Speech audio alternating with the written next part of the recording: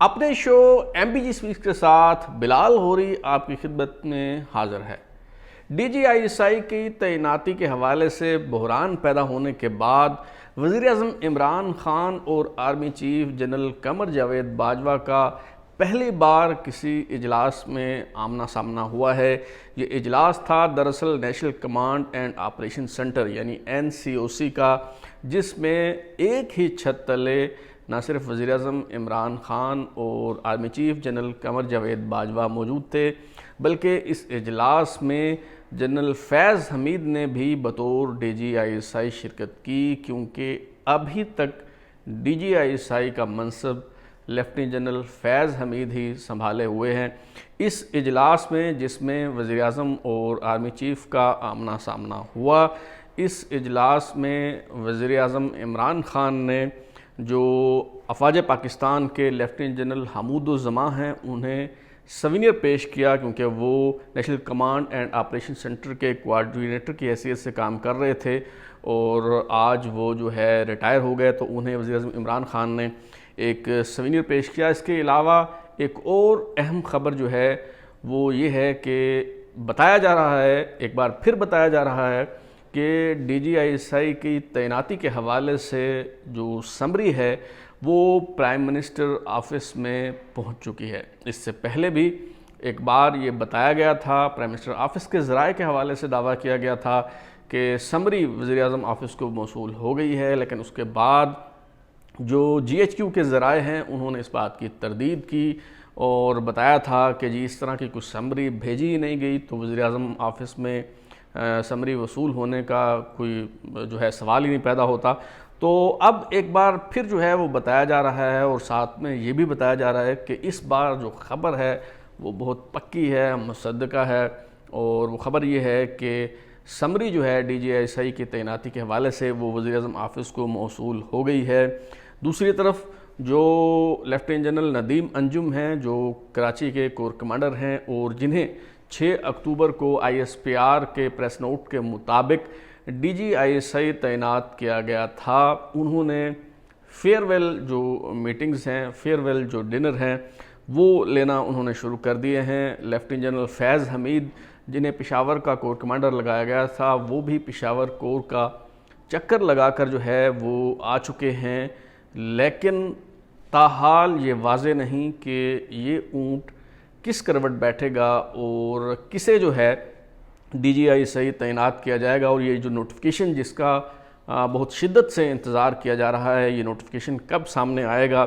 اس دوران امریکی سفارت خانے کی چارج ڈی افیئرز مس اینجلا نے بھی army chief general Qamar Javed Bajwa سے ملاقات کی اور پریس ریلیز میں بتایا گیا ہے کہ باہمی دلچسپی کے امور پر جو ہے وہ تبادلہ خیال کیا گیا۔ تو کیا ہونے جا رہا ہے، بعض نئے حقائق بھی سامنے آئے ہیں، ان ساری باتوں پر جو ہے وہ ہم گفتگو کریں گے، یہ سارے معاملات جو ہیں ان پر بات ہوگی، لیکن سب سے پہلے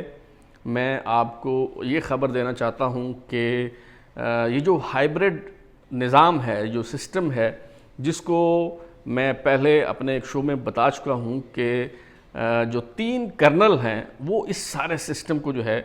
وہ رن کر رہے ہیں، تو ان 3 اہم شخصیات، وہ 3 اہم شخصیات جن کے نازک کندھوں پر یہ بڑی بھاری ذمہ داری تھی، ان میں سے ایک صاحب جو ہیں جن کی ذمہ داری پارلیمنٹ کو سنبھالنا تھا اور وہاں پہ یہ اہتمام کرنا تھا کہ جی کہیں وہ 63 ارکان رکھنے والی اپوزیشن جو ہے وہ کہیں جیت نہ جائے اور 37 ارکان رکھنے والی جو حکومت ہے وہ کہیں ہار نہ جائے، تو وہ صاحب جو ہیں، جی ہاں میں کرنل لیاقت کی بات کر رہا ہوں، جو ISI میں کنٹریکٹ پر تعینات تھے، ان سے استعفیٰ لے لیا گیا ہے اور وہ فارغ ہو چکے ہیں۔ تو دوبارہ ہم آتے ہیں اپنے موضوع کی طرف کہ نوٹیفیکیشن جو ہے وہ کب سامنے آئے گا اور کسے جو ہے وہ D G I S I تعینات کیا جا رہا ہے، لیکن اس سے پہلے ایک اور اہم خبر یہ ہے کہ آج افواج پاکستان کے 3 جو لیفٹیننٹ جنرل ہیں وہ ریٹائر ہو چکے ہیں۔ لیفٹیننٹ جنرل ماجد احسان جو انسپکٹر جنرل آرمز تھے، لیفٹیننٹ جنرل عامر عباسی جو کوارٹر ماسٹر جنرل تھے، اور لیفٹیننٹ جنرل حمود الزماں جن کا میں نے شروع میں ذکر کیا وہ کمانڈر آرمی ایئر ڈیفنس تھے، اور اس کے ساتھ جو national command and operation centre ہے NCOC، اس کے وہ چیف کوارڈینیٹر کے طور پر بھی جو ہے وہ کام کر رہے تھے۔ یہ 4 جو لیفٹیننٹ جنرل ہیں جنہیں میجر جنرل سے لیفٹیننٹ جنرل کے رینک میں ایک ہی ساتھ ترقی دی گئی تھی، ان میں سے چوتھا نام لیفٹیننٹ جنرل عبداللہ ڈوگر کا ہے، جنہیں ہیوی انڈسٹریز ٹیکسلا میں جو ہے وہ تعینات کیا گیا تھا، لیکن وہ پھر جو داخلی سیاست ہے اور اختلافات ہیں اس کے باعث وہ 16 اپریل 2020 کو ہی جو ہے وہ ریٹائر ہو گئے تھے۔ بالعموم یوں ہوتا ہے کہ افواج پاکستان میں جب کچھ جرنیلوں نے ریٹائر ہونا ہوتا ہے تو ان کی ریٹائرمنٹ سے چند روز پہلے ہی ان کی جگہ تعیناتی کا اور ترقی کا جو نوٹیفیکیشن ہے، جو احکامات ہیں وہ جاری کر دیے جاتے ہیں۔ لیکن پہلی بار اس طرح ہوا ہے کہ افواج پاکستان کے 3 جو لیفٹیننٹ جنرل ہیں وہ ریٹائر ہوئے ہیں۔ 3 جو اہم اور کلیدی عہدے ہیں، جس کہ میں نے بتایا کہ انسپیکٹر جنرل آرمز ہے، کوارٹر ماسٹر جنرل اور کمانڈر آرمی ایئر ڈیفنس، ان پر تعیناتی کا نوٹیفیکیشن جو ہے وہ ابھی تک ISPR کی طرف سے جاری نہیں کیا گیا۔ ہو سکتا ہے اس حوالے سے غور کیا جا رہا ہو کہ جو پہلے نوٹیفیکیشن ہوا، پہلے جو اعلانات کیے گئے تھے، پہلے ان پہ تو عمل درآمد جو ہے وہ کروا لیا جائے، اس کے بعد نئی ترقیوں اور تبادلوں کا نوٹیفیکیشن جو ہے وہ جاری کیا جائے گا۔ 2 جو ترقیاں ہیں ان کا اعلان پہلے ہی کر دیا گیا تھا۔ 4 اپریل 2021 کو میجر جنرل ثاقب محمود کو ترقی دے کر چیف آف لاجسٹکس جو ہے وہ تعینات کیا گیا تھا، اور 6 اکتوبر 2021 کو جو اعلامیہ جاری کیا افواج پاکستان کے محکمہ تعلقات عامہ نے، جس میں DGISI کی تعیناتی کا اعلان بھی جو ہے وہ کیا گیا تھا، اس میں بتایا گیا تھا کہ میجر جنرل عاصم ملک کو لیفٹیننٹ جنرل کے رینک پر ترقی دے کر ایڈجنٹ جنرل جو ہے وہ تعینات کر دیا گیا ہے۔ لیکن چونکہ 4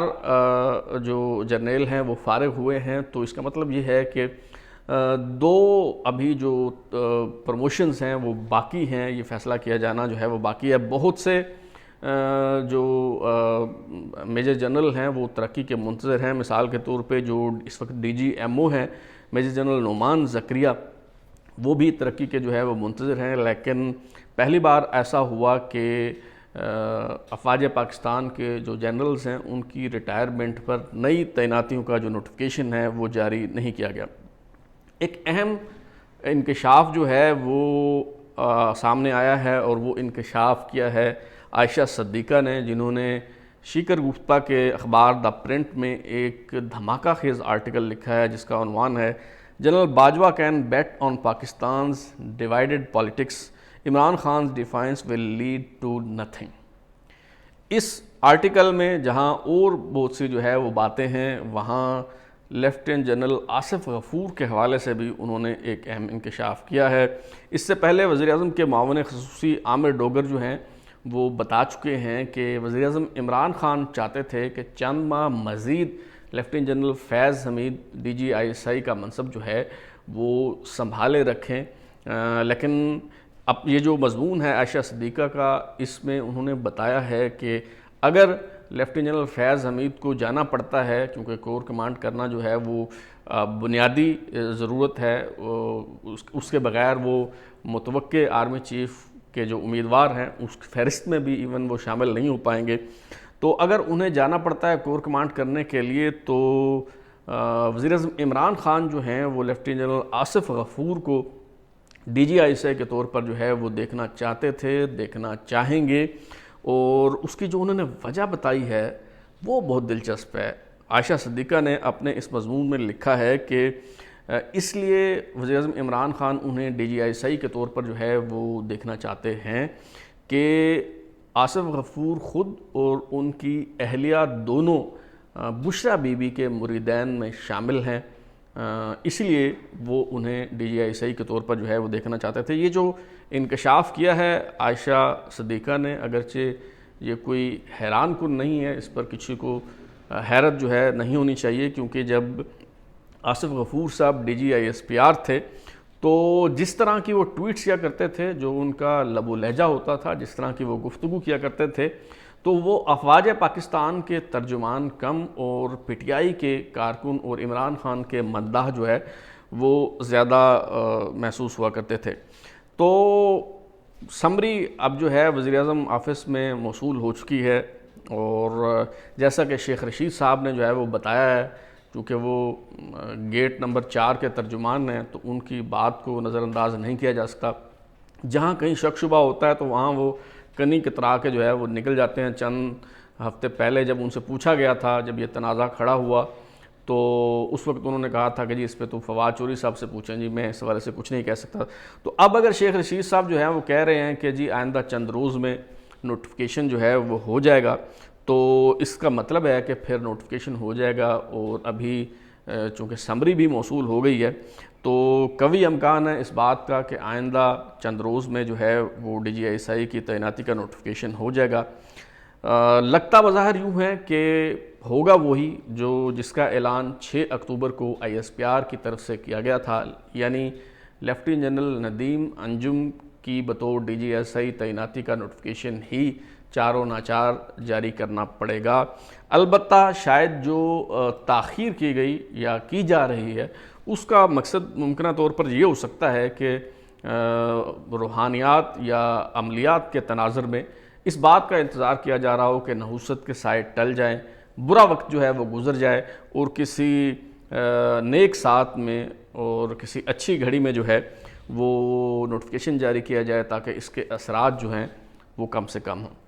اب تک کے لیے اتنا ہی، بلال غوری کو اجازت دیجیے، پھر ملاقات ہوگی۔ اگر آپ کو ہمارا شو پسند آیا تو اسے لائک کریں، کامنٹ کریں، شیئر کریں، اور ہمارا چینل سبسکرائب کرنے کے بعد بیل آئکن یعنی گھنٹی ضرور دبائیں تاکہ آپ کو نئی ویڈیوز کے نوٹیفیکیشنز ملتے رہیں۔ بہت شکریہ۔